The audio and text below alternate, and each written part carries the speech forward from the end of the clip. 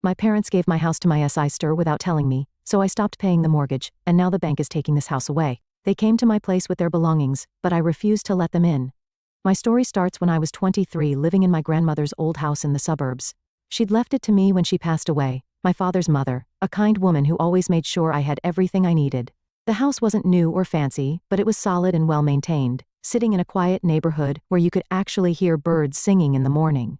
I'm Leslie, and back then my life seemed pretty straightforward. I had a good job, my own home, and what I thought was a caring family, my mom, my stepfather, and my younger half-sister Piper, who had just turned 18. They lived in a more modern house closer to the city, though they were still paying off a hefty mortgage that would take them many more years to clear. Leslie, honey, can we talk? My mom asked one Sunday afternoon when she came over for our weekly coffee. You know, your stepdad and I have been thinking, this house of yours, it's exactly what we've always dreamed of. The quiet location, the garden space. I nodded, wondering where this was going. And I know your commute to work is pretty rough from here, she continued. Our house is so much closer to your office. That's when she laid it out, her brilliant idea to switch houses. They would move into my grandmother's house, and I would take their place in the city home. I just need to keep paying their mortgage. Think about it, she said, her eyes bright with excitement. You'd save so much time on that commute, and the house is bigger, more modern. Plus, your stepdad and I have always wanted to live in a place like this. I considered it for a moment. She wasn't wrong, their house was newer, with an updated kitchen and more space, and the location would cut my daily commute in half. What about the paperwork, I asked. Shouldn't we get something in writing? Mom waved her hand dismissively. Oh honey, we're family. Why waste money on lawyers? You know I'd never do anything to hurt you. The move happened quickly after that. I settled into my new place easily enough. Every month I faithfully sent Mom the mortgage payment, usually more than the required amount because I wanted to help pay it off faster. I put money into fixing up the house too, replacing old appliances and giving several rooms a fresh makeover. For 4 years that was our arrangement. I paid the mortgage without fail, often contributing extra when I could. Everything seemed perfect. I had a shorter commute, a modern home, and what I thought was a solid agreement with my family. The business trip to the neighboring state seemed like any other, 2 weeks of meetings, presentations, and hotel rooms. I was actually looking forward to getting back home and sleeping in my own bed. The last thing I expected was to find myself locked out of my life. It was a chilly evening when my Uber dropped me off. I wheeled my suitcase up the driveway, noticing something odd. The porch light was on, and I could hear voices inside. Weird, since I lived alone and definitely hadn't left any lights on. What the hell, I muttered, trying my key in the lock. It didn't fit. I tried again, then again, my confusion turning to panic as I realized the locks had been changed. Just as I was about to call a locksmith, the door swung open. There stood my sister Piper, now 22, wearing my favorite fuzzy slippers, and looking at me like I was some unwanted solicitor. Behind her, a tall guy I recognized as her new husband lounged on my couch, feet up on my coffee table. Oh, you're back, Piper said, leaning against the doorframe with a smirk I wanted to wipe right off her face. Your stuff's in the garage. I stood there, suitcase still in hand, trying to process what I was hearing. My stuff? What are you talking about? This is my house. Not anymore. She examined her perfectly manicured nails, the kind our parents had always paid for, even when they claimed they couldn't afford new school clothes for me. Mom and Dad gave it to us as a wedding present. We're living here now. The world tilted sideways for a moment. Are you insane? I've been paying the mortgage on this house for 4 years. Yeah. About that, Piper rolled her eyes, looking exactly like Mom when she was about to dismiss someone's feelings. That's not really my problem. Mom and Dad gave us the house, so she made a shooing motion with her hand. You need to leave, get off our property before we call the cops. Standing there on my own porch, suddenly homeless, memories started flooding back. All the times Piper had gotten special treatment. The new iPhone when I was still using a flip phone. Designer clothes while I got hand-me-downs. The brand new car for her 16th birthday while I took the bus. The expensive college tuition while I worked my way through community college. I stood there trembling with rage as my little sister prepared to close the door in my face. Where am I supposed to go? She shrugged. Not my problem. Get a hotel or something, just don't come back here. The door slammed shut. I heard laughter from inside, my sister and her husband, making themselves at home in the house I'd spent 4 years paying for, improving, making my own. I don't remember walking back to my car. I don't remember the drive to our parents' house, my grandmother's house, the one I'd given them in our swap. All I could think about was how this pattern had been there all along. The favoritism, the special treatment, the way Piper always got everything she wanted, while I was expected to just deal with it. But this was different. This wasn't just a new phone or a designer bag. This was my home, my life, everything I'd worked for. I stormed up to my old house ready for a fight. The porch light cast long shadows across the garden I'd tended for years before our swap. My hand was already formed into a fist when I reached the door, and I pounded on it hard enough to hurt. "Mom, open up. We need to talk about what Piper just did." I heard movement inside, whispered voices, footsteps approaching the door. But it didn't open. "Leslie?" My mother's voice came through the door, muffled but clear enough. "Go away." I couldn't have heard that right. "What?" "Mom, open the door. Piper just locked me out of my house. The house I've been paying the mortgage on for 4 years. "That's not your house anymore." My stepfather's voice joined in. "And this isn't your house either. This is our house now." The world seemed to tilt beneath my feet. "What are you talking about? This is my house. Grandma left it to me. You need to leave." Mom's voice had that stern tone she used when she thought she was being reasonable. "Go rent an apartment somewhere. Stop going from house to house making everyone nervous." I pressed my palms flat against the door, trying to steady myself. "Making you nervous? Are you kidding me? You've thrown me out of my home. Piper's living in the house I've been paying for, and now you won't even let me in to talk about it? We've invested a lot in this house," Mom snapped back. "We've done renovations, improvements. And what about all the money I spent fixing up your house?" I was screaming now, past caring what the neighbors might think. "The new appliances, the remodeled bathroom, the 4 years of mortgage payments, that's different." "Different how? How is it different, Mom? You planned this all along, haven't you? Get me to pay your mortgage while you lived in my house, then give my place to Piper and keep Grandma's house for yourselves? Real nice plan. Leave me homeless while you all divide up my property." There was a pause, then Mom's voice came back cold and hard.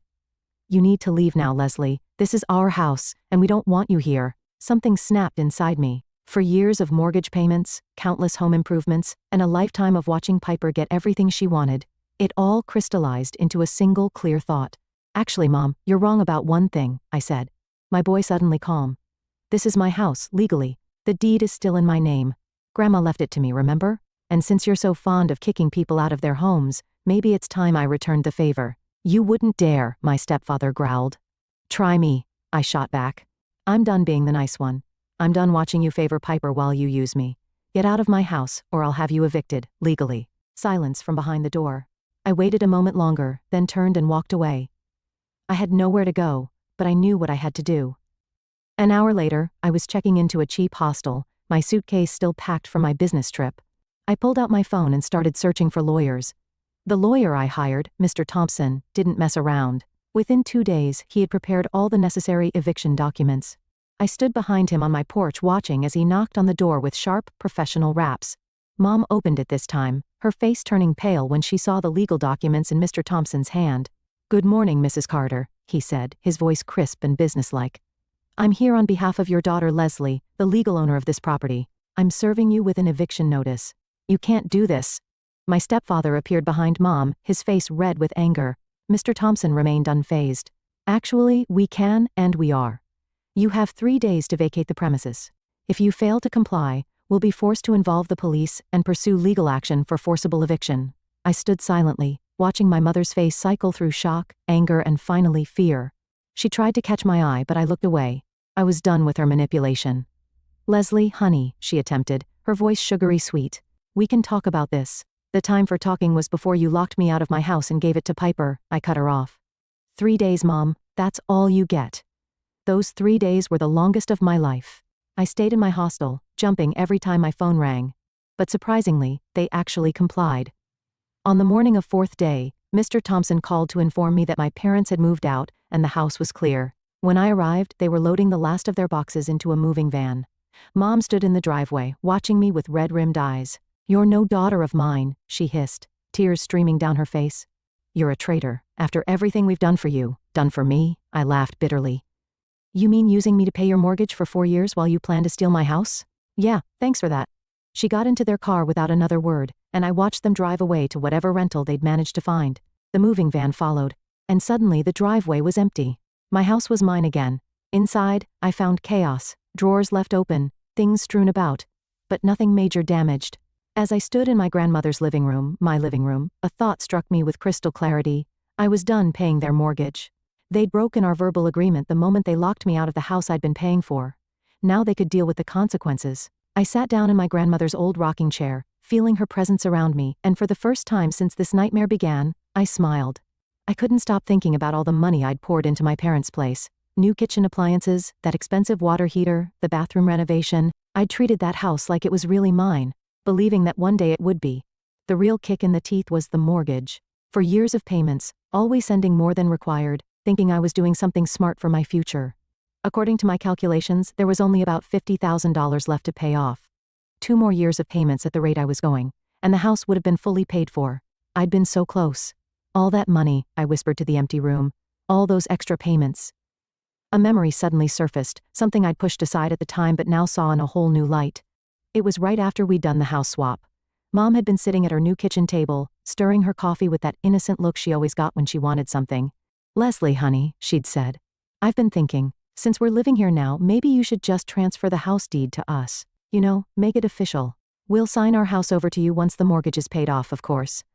I remembered how reasonable she'd tried to make it sound, like it was just tidying up paperwork.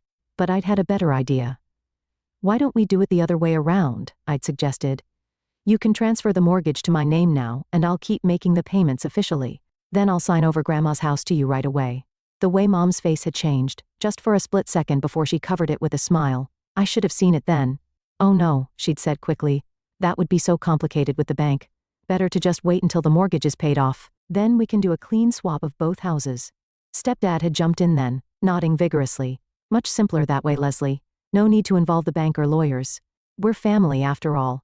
Sitting here now, in my grandmother's rocking chair, I could finally see it all clearly. They'd never intended to give me that house. They'd wanted both, their house and mine. If I'd signed over my grandmother's house like they'd asked, a chill ran down my spine. I would have been completely homeless right now, no backup plan, no legal claim to either property, just out on the street while my family enjoyed both houses. At least I'd had the sense to keep this house legally mine. It wasn't much comfort when I thought about all the money I'd lost, but it was something. A roof over my head. A place they couldn't take from me.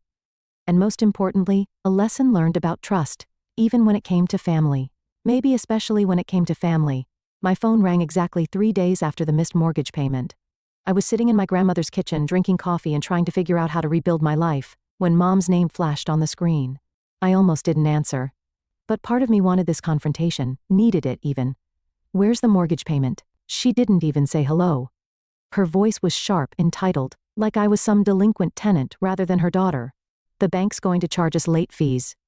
I let out a laugh that probably sounded a bit unhinged. "Are you seriously calling to ask me for money right now?" "Of course I am. You need to pay the mortgage." "Let me get this straight," I said, gripping my coffee mug so hard my knuckles turned white. "You kick me out of the house I've been paying for, give it to Piper and her new husband, and you still expect me to make the payments? Are you insane? That house belongs to Piper?" I cut her off. "Then let Piper pay for it. She lives there now, doesn't she? Living her best life with her husband in the house I renovated? The house I've been paying for?" Mom's voice turned shrill, hitting that pitch she always reached when things weren't going her way. "Piper can't pay the mortgage.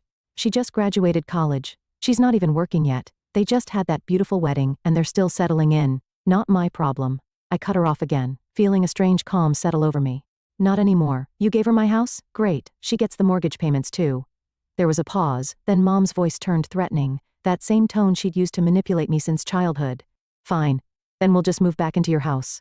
I actually laughed out loud at that, and it felt good. "Like hell you will. Try it and I'll have you arrested for trespassing. I've already evicted you once, want to go for round 2? You can't just stop paying. We had an agreement. An agreement you broke when you gave my house to Piper and her husband. Besides, you're almost done paying it off anyway. What is it, about $50,000 left?" The silence on the other end made my stomach drop. It was the kind of silence that comes before really bad news. "Mom, it's more than that." Her voice had gotten small, almost guilty. "How much more?" Another pause, longer this time. I could hear her breathing on the other end of the line. "About $150,000. The world seemed to tilt sideways. My coffee mug slipped from my hand, clattering against the counter but thankfully not breaking. "What? That's impossible. I've been paying extra on that mortgage for 4 years. I've put in $1,000 more than the required payments. There's no way." "Well, what did you do with the extra money I sent?" My voice had risen to a shout that echoed off the kitchen walls. "What did you do with it?" The silence that followed was deafening. My mother's next words made my blood run cold. "Oh, we paid the regular mortgage payments," she said casually, like she was discussing the weather. "The extra money you sent, well, we had expenses." "Expenses?" My voice was barely a whisper. "What expenses?" Well, your stepdad and I needed a vacation after all the stress of moving. We went to Europe for 3 weeks. Paris, Rome, Madrid. Beautiful cities. She actually sighed dreamily. Then there was Piper's college tuition. You know how expensive private universities are these days. And of course, we had to renovate the house. I couldn't breathe. For years of extra payments, $1,000 and $1,000, spent on vacations and renovations while I thought I was paying down the mortgage. You stole from me, I managed to say. You took my money and went on vacation with it? Don't be so dramatic, Leslie. We're family. We just redistributed the funds where they were needed most. I hung up. My hands were shaking so badly I dropped the phone. For an hour I just sat there in my grandmother's rocking chair, trembling with rage and betrayal. When I finally managed to stop shaking, I blocked their numbers, all of them. Mom, Dad, Piper, done. But of course, it wasn't that easy. 2 days later, they showed up at my door, pounding and yelling like they owned the place. Open this door right now. Mom's voice was shrill. We need to talk about the mortgage payment. I stood on the other side of the door, not moving. There's nothing to talk about. I'm not paying another cent. You have to. Stepdad's voice now, angry and demanding. You're responsible for the payments. Actually, I'm not, I called back, feeling stronger with the solid door between us. But you know what I do have? Bank statements showing every payment I made. Text messages and emails about our house swap agreement. Evidence of fraud, according to the lawyer I talked to yesterday. Silence from the other side of the door. If you don't stop harassing me, I continued, I'll take you to court. And trust me, I can afford a long, expensive legal battle a lot better than you can. Want to try your luck? They left after that, but not before hurling a string of obscenities that would have made a sailor blush. I waited until I heard their car drive away before letting out the breath I'd been holding. A week later, my cousin Tracy called. Leslie, you might want to know, your parents are in trouble. They're struggling with the mortgage payments. They've burned through all their savings, even their retirement fund. And Piper, she had a huge fight with them when they told her she needed to start paying the mortgage. Apparently, she screamed that they promised her a free house, not a debt. The neighbors said they could hear the shouting from across the street. I hung up and stared out my window at the garden. The irises my grandmother planted were blooming, their purple petals bright against the green leaves. She'd always told me that you reap what you sow. I wondered what my family would harvest from the seeds of betrayal they'd planted. 3 months after I stopped paying the mortgage, I heard through the grapevine that my parents had finally shown their true colors to Piper too. My cousin Emma called to tell me the story. You won't believe this, she said. They actually called the police on Piper and her husband. Apparently, they told Piper she had to start paying the mortgage or get out. When she refused, they showed up with 2 police officers and an eviction notice. The neighbors said Piper was screaming about broken promises the whole time they were packing their stuff. But that was just the beginning. The calls started coming in from various family members, each with a new piece of the puzzle. Aunt Sarah told me they were asking everyone for loans. Uncle Bob said they'd tried to refinance but been denied. Cousin Mark mentioned they were looking into reverse mortgages. Then came the call that really opened my eyes. Aunt Mary, Mom's sister, always the family gossip, had the real scoop. Did you know about the other loans? She asked, her voice dropping to a conspiratorial whisper. They took out personal loans for Piper's car, that fancy Mercedes she got for graduation. And you won't believe this, but they borrowed money for her honeymoon too. Paid for her and her husband to spend 2 weeks in the Maldives. They're in debt up to their eyeballs. I sat with that information for a while, thinking about all the times I'd eaten ramen noodles to save money for extra mortgage payments. The final piece of the puzzle came from my friend Sarah at the bank. We were having coffee when she leaned across the table, looking concerned. I probably shouldn't tell you this, she said, but the bank sent your parents a demand letter last week. They're 3 months behind on payments now. I stirred my coffee slowly. Let me guess, they're about to lose the house? She nodded. If they don't come up with the money soon, the bank will foreclose. I knew what would happen next. They'd show up at my door, crying and apologizing, begging for help. They promised to do better, to make it right. Mom would probably bring her apple pie, just like she had when she first suggested the house swap. But I was done. Done being their ATM, done watching them favor Piper, done letting them manipulate me. They'd made their choices. Multiple mortgages, personal loans, lavish trips and expensive cars. Now they could live with the consequences. I looked around my grandmother's house, my house, with its solid walls and blooming garden. She'd left it to me because she wanted me to have a secure future, not because she wanted me to bail out my parents' bad decisions. They're going to lose everything, Aunt Mary said in her last call. Aren't you going to help them? I thought about the 4 years I'd spent paying their mortgage while they spent money on vacations. I thought about being locked out of my house, about my things being thrown in the garage, about my sister living in the home I'd paid for. No, I said finally, I'm not. Sometimes the hardest lesson to learn is that you can't help people who won't help themselves. My parents had made their bed. Now they could lie in it. I had my own life to live, in my own house, with my own future ahead of me. And this time, I wasn't sharing.